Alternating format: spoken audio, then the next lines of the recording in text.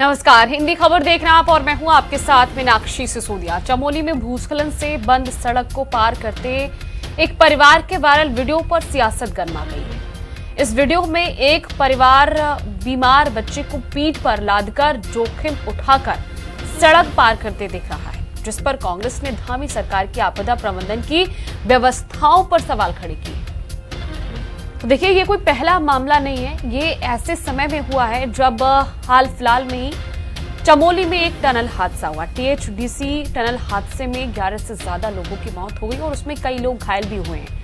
हालांकि मानसून से पहले सरकारें ये दावे करती हैं कि हमने व्यवस्थाओं को मजबूत किया है, मशीनों को भी तैनात कर दिया गया और दावे कर दिए जाते हैं कि 24 घंटे के अंदर सड़कों को खोला जाएगा। लेकिन प्रशासन का जो ढीला रवैया है ना, उस रवैये के चलते कहीं ना कहीं जो आम जनता है वो परेशान होती है। करेंगे इसी पर चर्चा, लेकिन उससे पहले आपको एक रिपोर्ट दिखाते हैं।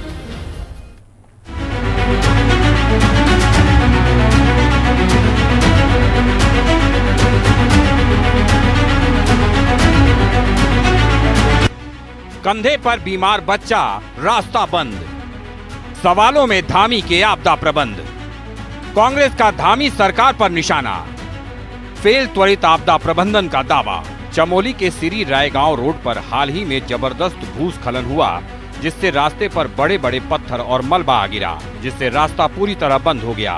रास्ता बंद होने से स्थानीय लोगों का आवागमन बुरी तरह बाधित हुआ है। सड़क से वाहन नहीं गुजर सकते। ऐसे में एक बीमार बच्चे को पीठ पर लादकर भूस्खलन से क्षतिग्रस्त रास्ते से ले जाते परिवार का वीडियो सोशल मीडिया पर वायरल हुआ है। वीडियो में ये जानकारी दी गई है कि पिछले साल भालू के हमले में बचे बच्चे को तुरंत मेडिकल मदद की जरूरत थी, लेकिन सड़क बंद होने की वजह से उसे प्रभावित इलाके से पीठ पर लाद कर ले जाना पड़ा। वीडियो में साफ दिख रहा है कि कैसे बीमार बच्चे को बेहद जोखिम भरे रास्ते से पीठ पर लाद कर उसके परिजन लेकर जा रहे हैं। वहीं पास खड़ा एक ग्रामीण बताता दिख रहा है कि 5 दिन के बाद सड़क खोलने के लिए लोक निर्माण विभाग की जेसीबी पहुंची, लेकिन सड़क खोलने का काम बेहद धीमी गति से चल रहा है, जिसका खामियाजा लोगों को भुगतना पड़ रहा है। वहीं इस मामले को लेकर कांग्रेस ने धामी सरकार पर तीखा हमला बोला है। कांग्रेस का कहना है कि चमोली की तस्वीरों से धामी सरकार के त्वरित आपदा प्रबंधन के दावों की पोल खुल गई है। वहीं बीजेपी का कहना है कि सीएम धामी ने किसी भी बंद मार्ग को 24 घंटे के भीतर खोलने के निर्देश दिए हैं। ऐसे में चमोली में अगर किसी स्तर पर लापरवाही हुई है तो सरकार इस मामले में कड़ी कार्रवाई करेगी। चमोली से फिर आया है कि एक बच्चे को बड़ा जान जोखिम में डाल के जाना पड़ा और 5 दिन पहले जो सड़क टूट गई थी उसकी मरम्मत के लिए, उसको खोलने के लिए 5 दिन बाद जेसीबी मशीन पहुंच पाई है। सब जानते हैं कि मानसून कब आता है, मानसून की तैयारी पहले की जाती है, आपदा की तैयारी पहले की जा सकती है। आप आपदा को रोक नहीं सकते, पर जान माल की हानि को आप कम कर सकते हैं। और लगता है ये सरकार ने लोगों को भगवान भरोसे छोड़ दिया कि 5 दिन सड़क टूटे हुए हो गई, सड़क बंद हो गई और खोलने के लिए मशीन 5 दिन बाद पहुंच रही और एक बच्चे को जान जोखिम में डाल के लाना पड़ा। देखिए कितना दुर्भाग्यपूर्ण है। सरकार के सख्त निर्देश हैं, जिलाधिकारी को भी कहा गया है और लोक निर्माण विभाग के अधिकारियों को भी निर्देशित किया गया है कि कोई भी सड़क 24 घंटे से ज़्यादा बंद नहीं रहनी चाहिए। अगर कहीं पर कोई दिक्कत हुई, कोई लापरवाही हुई है तो निश्चित रूप से संबंधित विभाग के अधिकारियों के खिलाफ कार्रवाई होगी।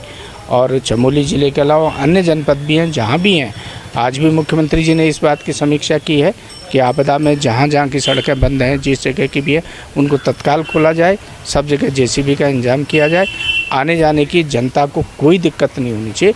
जहाँ तक आपने चमोली की बात की तो निश्चित रूप से इस प्रकरण को सरकार गंभीरता से देखेगी। सीएम धामी के 24 घंटे के भीतर बंद सड़कों को खोलने के निर्देशों को संबंधित विभागों के अधिकारी कैसे पलीता लगा रहे हैं, ये चमोली के मामले से साफ हो रहा है।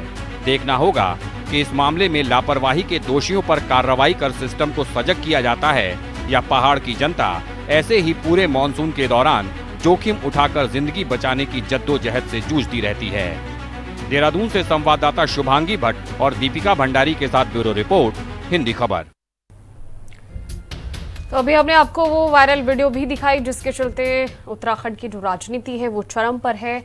मेहमान हमारे साथ जुड़ चुके हैं, आपके टेलीविजन स्क्रीन पर हैं, परिचय करवा देते हैं, उसके बाद चर्चा की शुरुआत करेंगे। भारतीय जनता पार्टी से अपना पक्ष रखने के लिए हमारे साथ हनी पाठक जी हैं, बहुत स्वागत है हिंदी खबर पर। कांग्रेस से पक्ष रखने के लिए मनोज सैनी जी हमारे साथ हैं, बहुत स्वागत है आपका मनोज जी हिंदी खबर पर। यूकेडी से अपना पक्ष रखने के लिए देवचंद उत्तराखंडी हमारे साथ हैं, सीनियर जर्नलिस्ट के तौर पर रविंद्रनाथ कौशिक हमारे साथ हैं, बहुत स्वागत है चारों ही मेहमानों का हिंदी खबर पर। चर्चा की शुरुआत हनी पाठक जी मैं आपसे करना चाहूंगी। सीएम पुष्कर सिंह धामी तो कह रहे हैं अपने दावों में, वो हर बार कहते हैं जब इस तरीके की घटना या वायरल वीडियो सामने आती हैं तो वो कहते हैं कि 24 घंटे के अंदर बंद सड़कों को खोला जाए। और उस दिन से उन्होंने कहा है कि जिस दिन से मॉनसून की एंट्री हुई है, लेकिन 5 दिन हो गए हैं, 5 दिनों में एक भी दिन जो प्रशासन है उसका ढीला रवैया लगातार बना हुआ है। जेसीबी मशीन जो है वो अभी तक नहीं पहुंची है। ऐसे में जो आपदा प्रबंधन है, जो उसके दावे सरकार लगातार कर रही है, कैसे सजग है? देखिए ऐसा है, पहले तो मैं इस बच्चे के शीघ्र स्वस्थ लाभ होने की कामना करती हूँ और दूसरी बात मैं ये कहना चाहूंगी कि जो सीएचसी बच्चा है, अगर सरकार ने तुरंत कार्यवाही नहीं करी होती, संज्ञान नहीं लिया होता तो सीएचसी पोखरी में उसको तुरंत भर्ती नहीं कराया जा सकता। जेसीबी नहीं पहुंची, ये सब नहीं पहुंची, ये कौन कह रहा है? ऐसा तो कुछ भी नहीं हुआ है। जेसीबी वहां पर तुरंत पहुंची है जैसे ही रास्ता को बाधित हुए, जो लगातार, क्योंकि वहां पर पत्थर गिर रहे थे और कांग्रेस एक ये सफेद झूठ एक नैरेटिव सेट कर रही है कि 5 दिन तक वहां पर जेसीबी नहीं पहुंची। 18 अगस्त को भारी बारिश की चेतावनी जारी करी गई थी। सीरी का जो रायगांव रोड है वहां पर हैवी लैंडस्लाइड हुई थी और लगातार वहां पर पत्थर गिर रहे थे, तो जेसीबी आवागमन में थोड़ी सी प्रॉब्लम हो रही थी, लेकिन जेसीबी को त्वरित कार्यवाही के लिए वहां पर भेजा गया और डीएम चमोली वहां पर मॉनिटरिंग लगातार कर रहे थे। ये कहना कि विभाग नहीं कर रहा था, अधिकारी नहीं कर रहा था, सरकार नहीं कर रही थी, ये पूरी तौर पर गलत है। पीडब्ल्यूडी की जो टीम थी वो 19 अगस्त को ही सुबह पहुंच गई थी। 2 जेसीबी और 1 पॉकलैंड सहित 3 और राहत चीजों का वहां पर व्यवस्था करी गई थी। तो ये कहना कि सरकार ने कोई इंतजाम नहीं किया था, ये सरासर गलत है। देखिए उत्तराखंड की भौगोलिक परिस्थिति में ये होता है कि जब भी, ये पहली बार नहीं हुआ है, जब भी बरसात आती है तो यहाँ पर इस तरीके की चीजों का सामना उत्तराखंड वासियों को करना पड़ता है और उसके लिए सरकार 24/7 लगातार मॉनिटरिंग कर रही है। हमारे साथ हमारे वरिष्ठ पत्रकार रविंद्रनाथ कौशिक जी भी जुड़े हैं, काफी पुराने हमारे पत्रकार से भी जुड़े हुए हैं और इनकी लेखनी भी बहुत जबरदस्त रहती है। आप इनका जब पॉइंट रहेगी तो ये खुद आपको बताएंगे कि एक ऐसा मुख्यमंत्री जो कि जब भी पता लगता है कहीं भी आपदा आई है, वो बिना विलंब किए तुरंत आपदा कंट्रोल रूम में पहुंचते हैं, उस जगह पर पहुंचते हैं। चाहे अभी ये टनल हादसा आपने देखा होगा मजदूरों का, मुख्यमंत्री जी बकायदा ये मना किया गया था कि अभी सेफ्टी नहीं है वहां पर आपका जाना, उस पर बाद में आते हैं। हनी पाठक जी उस पर बाद में आते हैं, लेकिन आपने एक बात कही, की बात हो रही है, उस पर आपदा की बात हो रही है, तो हर चीज को जोड़ा जाएगा। ठीक है, बिल्कुल आपदा त्वरित वहां उस पर बात पर आते हैं। लेकिन चमोली में एक एसटीपी हादसा भी हुआ था, टनल हादसा, मजिस्ट्रियल जांच के आदेश दिए गए थे, लेकिन कहा गया कि सरकार से जाकर मांगे, जो रिपोर्ट आई है पता नहीं, हवाई हो गई, उसकी जांच रिपोर्ट भी कुछ पता नहीं चला कि कहाँ जो खामियां थी वो थी, कहाँ कमियां हुई।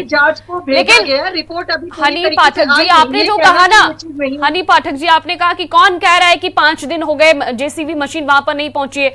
जो स्थानीय लोग हैं ना, जो इस मुश्किल में हैं, जो इस समस्या को झेल रहे हैं, वो इस वीडियो में दावा कर रहे हैं। ये कोई कांग्रेस पार्टी नहीं कह रही है, ये कोई यूकेडी का कहना नहीं है, ये वो स्थानीय लोग हैं जो इस समस्या से जूझ रहे हैं। मैं लौटूंगी आपके पास मनोज जी, आपका ओपनिंग रिमार्क लेना चाहूंगी मनोज जी। लगातार वहां पर लगी हुई मीनाक्षी जी, यही प्रदेश का दुर्भाग्य है कि एक गैर जिम्मेदार मुख्यमंत्री सत्ता के प्रमुख पद पर बैठा है। और आप ये देखिए, ये कोई एक मामला नहीं है चमोली का, इससे आप बता दूं मैं आपको। ठीक है, हनी पाठक जी, हनी पाठक जी, परिस्थितियों का सामना, हनी पाठक जी का, हनी पाठक जी मैं लौटूंगी आपके पास, लौटूंगी।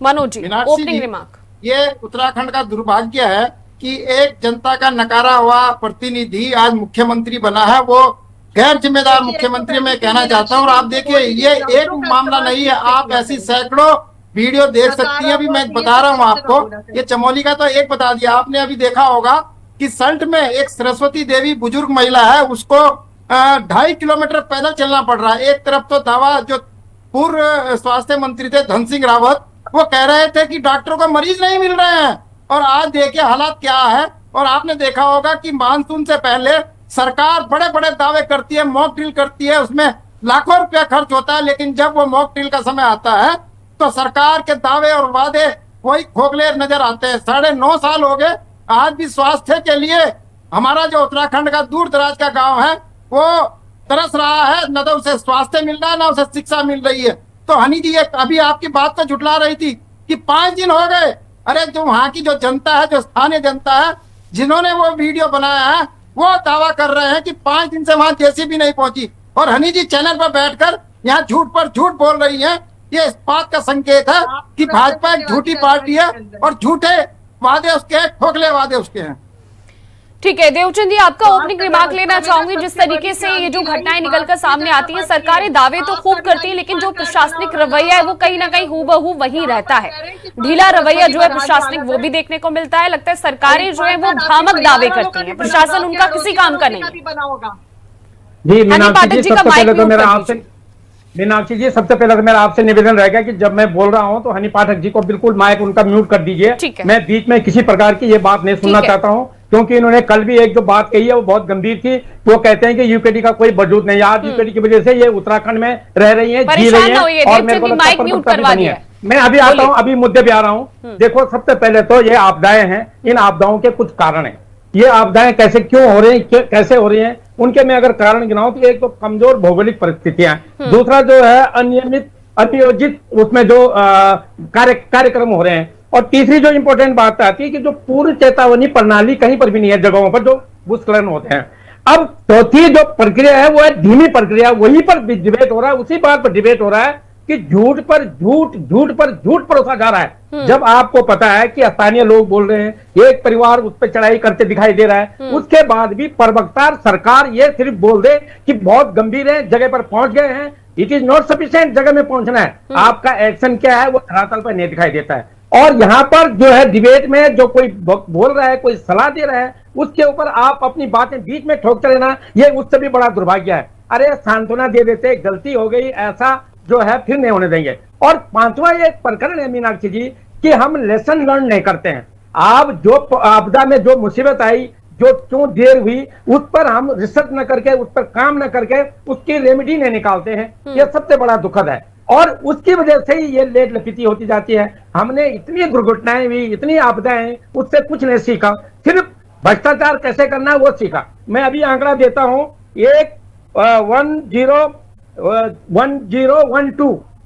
करोड़ रुपया जो है आपदा प्रबंधन के लिए कुल इकट्ठा हुआ है, चाहे केंद्र से चाहे इधर से। और इसमें से अभी आपदा का कुछ ही महीना गया, अभी सितंबर का कुछ बाकी है, जिसमें 911.20 करोड़ खत्म हो गया, उसका कोई ऑडिट नहीं है। ये पैसा कहाँ गया, किधर गया, सिर्फ धामी जी की गंभीरता पर गया। वो जात से गए, गंभीर थे, और उन्होंने, हम यहाँ पर बैठे हैं, हम गंभीर हैं। अगर ये गंभीर हैं तो ये पैसा किस पर खर्च हुआ, कैसे हुआ, क्यों हुआ, ये आंकड़े इनके पास नहीं है। और इनकी जो हमने सलाह दी थी कि आप ऐसे सेंसिटिव जोन निर्धारित कीजिए जहां पर फ्री जो मैं अलर्ट बता रहा हूं, चेतावनी हो, उनके दोनों किनारे आपके जेसीबी हो, और जैसे ही आपको दिखता हो आप सूचना का इंतजार करते हैं कि कब मुख्यमंत्री बोलेगा, कब डीएम बोलेगा, लेकिन वहां पर जैसे ही ये हो, ये दोनों तरफ से काम करना शुरू कर दे। अगर ऐसा नहीं होता तो ये पीठ पर लाने वाली बात नहीं आती। और क्या नाम मीनाक्षी जी, मैं आपको बता दूं, ये पहला केस नहीं है। इस जो 10 साल से बीजेपी कर रही है, बिल्कुल भी पहला केस नहीं है। चमोली का एसटीपी केस देख लीजिए, डीएचडीसी केस देख लीजिए, ऐसे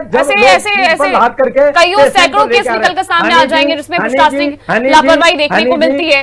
और जब तक मामला जांच में चलता है तब तक ठीक है, उसके बाद जैसे जैसे जांच आगे बढ़ती है सीधे ठंडे बस्ते में डाल दिया जाता है। बड़े ध्यान से सुन रहे हैं, कुल मिला करके इनके पास रेमेडियल नहीं है, ये पूरी जो आपदा है फेल है। और आपदा जो है ये ठीक है।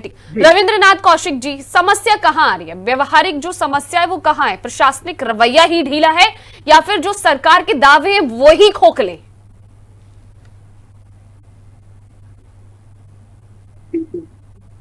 देखिए, पहले भी मैं 1-2 बार बोल चुका हूं कि जो सुविधाएं और जो ध्यान जो है वो राजधानी के आसपास होता है, वो राजधानी से दूर के क्षेत्रों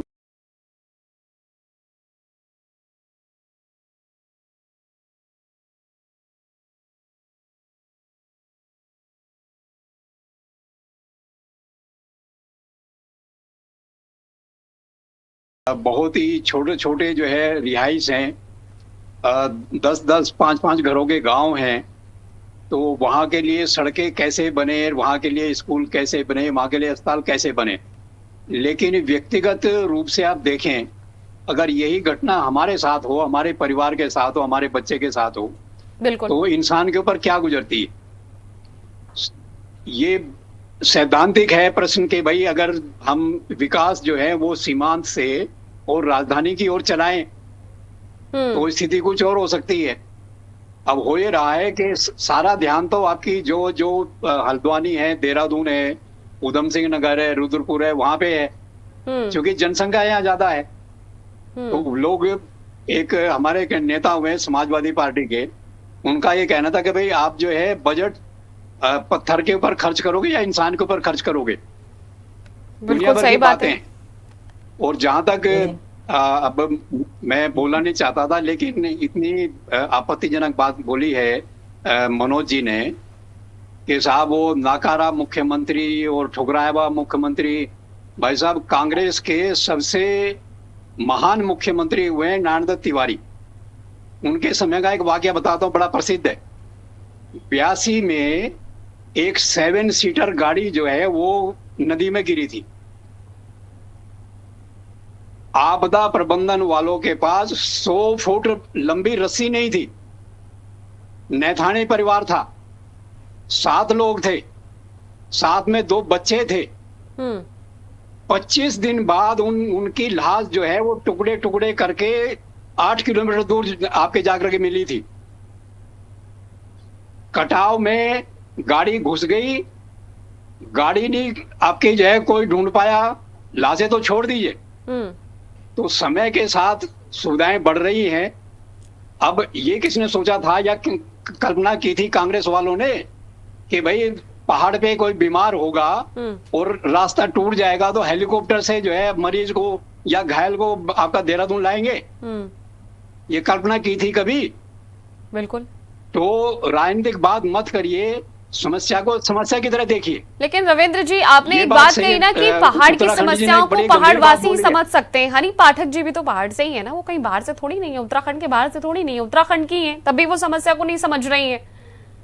क्या नहीं समझ रही हूँ मैं मीनाक्षी जी, समस्या बताइए, क्या नहीं समझ रही हूँ? आपने कहा कि ये कांग्रेस पार्टी है जो कह रही है कि ये जो पूरा विवाद है वो कहीं ना कहीं जो समस्या थी उसका समाधान हमने तुरंत कर दिया है। धामी ने तुरंत उसका आश्वासन देते हुए कहा कि जो मरीज था उसको सीएचसी में एडमिट कराया जाना चाहिए। लेकिन जो समस्या थी, आपने कहा कि कांग्रेस पार्टी कह रही है कि वहां पर 5 दिन हो गए, मशीन नहीं पहुंची है। मैंने आपको कहा कि ये कांग्रेस पार्टी का कहना नहीं है, ये स्थानीय लोगों का कहना है। और वायरल वीडियो में जो व्यक्ति, जो शख्स ये वायरल वीडियो बना रहा है, जो वीडियो बना रहा है, वो खुद पीछे से कह रहा है इस बात को। तो समस्या आपको समझ कहाँ आई? आपने भी इसमें राजनीति घुसा दी बीच में। मीनाक्षी जी देखिए, ऐसा पहले तो मैं ये बात कहूंगी कि जिस प्रकार से यूकेडी के प्रवक्ता ने अभी कहा कि संवेदनहीन बन के दिखाया, मैंने ओपनिंग कमेंट में ही कहा कि हम पहले तो ये बहुत दुखद परिस्थिति हुई और उस बच्चे की स्वास्थ्य की शीघ्र स्वस्थ होने की कामना करती हूँ। तो इस तरीके की बातें नहीं उठाना चाहिए। शुरू से मैं आज 3 डिबेट में बैठ चुकी हूँ मीनाक्षी जी। मैं कांग्रेस का स्तर देख रही हूँ, नक्कारा, साले, भाजपाई, गुंडे, बलात्कारी, ये जो शब्द ये बोलते हैं ना, आप लोग जो एंकर होते हैं, आप लोगों को बैन लगाना चाहिए कि इस तरीके के अमर्यादित शब्दों का इस्तेमाल डिबेट के दौरान नहीं होना चाहिए। अभी ये कहते हैं यूकेडी के प्रवक्ता कि हम लोग समाधान के लिए बैठे, तो समाधान का विजन बताओ, रोड मैप बताओ। इस तरीके की शब्दों की मर्यादा को खंडन करना सही बात नहीं है। दूसरी बात मैं ये कहना चाहूंगी कि अभी इन्होंने कहा स्वास्थ्य व्यवस्था में किसी भी प्रकार की कोई तेजी नहीं आई है। जो लोग ये बोल रहे हैं ना, वो ही 5 लाख का अटल आयुष्मान योजना का लाभ लगातार उठा रहे हैं। और जिस प्रकार से आपदा की बात ये कर रहे हैं, तो मैं आपको अभी ये कह रहे थे इनके पास कोई डाटा नहीं है, तो मैं आपको बताती हूँ, लगातार आपदा के दौरान किस प्रकार से धामी सरकार ने काम किया है कि इन्होंने जिस प्रकार से पिछले 2 महीने में टोटल 3200 से अधिक सड़कें बाधित हुई, जिसमें से 24 से 48 घंटे में उन सड़कों को खोलने का कार्य धामी सरकार ने किया। 1.2 लाख तीर्थयात्री, पता नहीं कौन सी 24 से 48 घंटों में वो सड़कें खोली हैं। तो फिर ये चमोली का जो दृश्य निकलकर सामने आया है वो क्या है? हनी पाठक जी, वो क्या है फिर? चमोली का जो दृश्य निकलकर सामने आ रहा है, और ये कोई पहला मामला नहीं है। देखिए, ये पहला मामला नहीं है। आप लोगों ने एक एजेंडा सेट कर रखा है कि क्या एजेंडा सेट कर रखा है? एजेंडा क्या सेट कर रखा है? ये बिल्कुल सेट कर रखा है। जब मैं जवाब दे रही हूँ तो उस जवाब को पहले सुन लीजिए आप लोग कि हमारी सरकार ने किया क्या, क्योंकि 2 पैनल आपके साथ ऐसे बैठे जिन्होंने सवालों के ढेर लगाए हैं, तो उसका जवाब देना एज ए प्रवक्ता समस्या का समाधान सुनना पड़ेगा। आपको समस्या का समाधान चाहिए ना। आपने कहा कि बाकी के जो प्रवक्ता बैठे हैं वो समस्या का समाधान दे। चलिए, यूकेडी समस्या का समाधान दे देती है। मनोज जी समस्या का समाधान बताइए। देवनाथ जी समस्या का समाधान बताएंगे पहले। मैडम, मेरी भी यही बात है। पहले हनी पाठक जी का ये म्यूट कर दीजिए। हनी पाठक जी का माइक म्यूट करें। देखिए, मैं आंकड़ों के साथ बैठता हूँ, मैं किसी लफाजी नहीं करता। जी, आपसे रिक्वेस्ट रहेगी, ये मुझे पता है आपने इनको वरिष्ठ पत्रकार भाषा का इस्तेमाल ना करें। ये कट्टर संघी आदमी है और इनकी मजबूरी है कि ये कांग्रेस को कटघरे में खड़ा करने की। इन्होंने सन 82 की बात बता दी। आप देखिए कि 18 अगस्त तक के मेरे पास आंकड़े हैं, जिसमें 27 सड़कें अभी तक बंद हैं। ठीक है, और आप एक और बात भी दिए, मैं नकारा इसलिए कह रहा हूँ कि मुख्यमंत्री धामी, आप उनका चेक कर लीजिए जो रोज का उनका प्रोग्राम बनता हो, देहरादून, हरिद्वार, नैनीताल, उधम सिंह नगर। अगर पहाड़ों में वो कहीं जा रहे हो, जहाँ की समस्याएं हैं, जहाँ के लिए वो चुने गए हैं, जहाँ जिस उद्देश्य और लक्ष्य को लेकर ये उत्तराखंड का निर्माण हुआ, वो वहाँ नहीं जाते हैं। अभी सिल्क रोड टनल की बात हुई, पीपल कोटी वाली टनल की बात, लेकिन तब भी कोई जांच। और मेरा माफ कीजिए रविन्द्रनाथ कौशिक जी, आपको तो आदत हो गई है कांग्रेस की, क्योंकि आपकी मजबूरी है। और एक और बताऊं आपको, सुबोध उनियाल जी जो वर्तमान में शिक्षा मंत्री हैं, आपने देखा होगा कि वो भी मीडिया में बने रहने के लिए देहरादून के अस्पतालों में ही चक्कर काटते दिखाई देते हैं। कभी आपने उन्हें देखा कि वो चमोली, उत्तरकाशी, पिथौरागढ़, अल्मोड़ा किसी अस्पताल में गए? नहीं देखा होगा। सवाल यह है कि अभी हनी पाठक जी झूठ बोल रही थी और सफेद झूठ बोल रही थी कि वो कांग्रेस ने ये कर दिया। देवचंद जी, आपको रुक करना चाहूंगी और समस्या का समाधान बताएं। जी मीनाक्षी जी, मैं जब बोलना शुरू कर रहा हूँ तो एक बार दोनों प्रवक्ताओं को बोल दे वो म्यूट कर दे, मेरी बात सुने। मैं हमेशा समाधान बताऊंगा। मैं वो आदमी हूँ, मैं सैनिक हूँ और मैं किसी पर कोई आपत्ति नहीं, मैं जो है समाधान बताऊंगा। अभी सबसे पहले मैं हनी पाठक जी को एक बात बताना चाहता हूँ कि ये कहते हैं कि हमारी वजह से सीआरसी में वो एडमिट हो गया। बड़ा दुखद है। अगर प्रधानमंत्री या मुख्यमंत्री के कहने से कोई मरीज एडमिट होता है, इसको वो विकास कहते हैं, तो इनको तो खुद डूब के मर जाना चाहिए। अब वो बोलते हैं कि शब्दों की गरिमा तो हनी पाठक खुद भूल जाते हैं, उनको बोलना नहीं आता है। चलो, मनोज जी भी गलत बोल रहे हैं, मैं ये विरोध नहीं कर रहा हूँ। मैं सबसे पहले तो मैं कौशिक जी का मैं अभिवादन करता हूँ, निवेदन करता हूँ। उन्होंने पहले ठीक बोला, vikas should be come from the seemant area to rajdhani. और यहाँ पर जो विकास हो रहा है ठीक उल्टा हो रहा है। उसका वजह ये है कि ये जो मलाईखोर आदमी है ये यहाँ पर बैठे हैं और यहाँ से ये बजट का हेराफेरी करते हैं। अब कल भी जब हम बात कर रहे थे तो उन्होंने हमारे जवाब सिरे से निकाल दिया। मैं एक उदाहरण बता रहा हूँ जो आपदा के लिए मेरे क्षेत्र से मैंने ऋषिकेश से लेकर के और गौचर तक के इनको मैंने एरिया बताया था कि ये एरिया सेंसिटिव जोन है और इन एरियाओं पर जहाँ पर हो सकता है आप इनको वैकल्पिक रास्ते हैं उन रास्तों को ठीक कराइए, लेकिन ये आज तक नहीं कराइए। रविंद्रनाथ जी, बहुत संक्षेप में 20 सेकंड में आपकी प्रतिक्रिया चाहूंगी। 20 सेकंड के अंदर, सिर्फ 20 सेकंड के अंदर। रविंद्रनाथ, मेरे एक बात रह गई थी। देवचंद जी ने एक बड़ी गंभीर बात बोली। उन्होंने बताया कि भाई जो है आपदा प्रबंधन के इतना बजट जो है वो खर्च हो गया और उसका जो है ऑडिट नहीं हुआ। समस्या क्या है कि समस्या ये है कि बजट विभागों को मिल जाता है, वो खर्च नहीं कर पाते हैं। कई बार तो बजट जो डाइवर्ट होता है और कई बार आपका बजट जो है सरेंडर भी होता है। तो अब ये देवचंद जी की जो है सूचना का स्रोत क्या है मुझे नहीं पता। और विभागों का ऑडिट का एक इंटरनल जो है तरीका है। बजट खर्च करना बड़ा मुश्किल होता है बहुत मुश्किल होता है। इसलिए जो है बहुत सारे अफसर तो बजट देखिए रविंद्रनाथ जी, देखिए बजट खर्च करना मुश्किल नहीं है। जहां जरूरतें हैं, जहां समस्याएं हो रही हैं जनता को, वहां बजट खर्च होना चाहिए। बजट कैसे खर्च करना है, कहां खर्च करना है, वो सरकारें सोचें। फिलहाल बहुत शुक्रिया चारों ही मेहमानों का हमारे साथ जुड़ने के लिए और इस खास पेशकश में शामिल होने के लिए। फिलहाल के लिए बस इतना ही। देखते रहिए हिंदी खबर।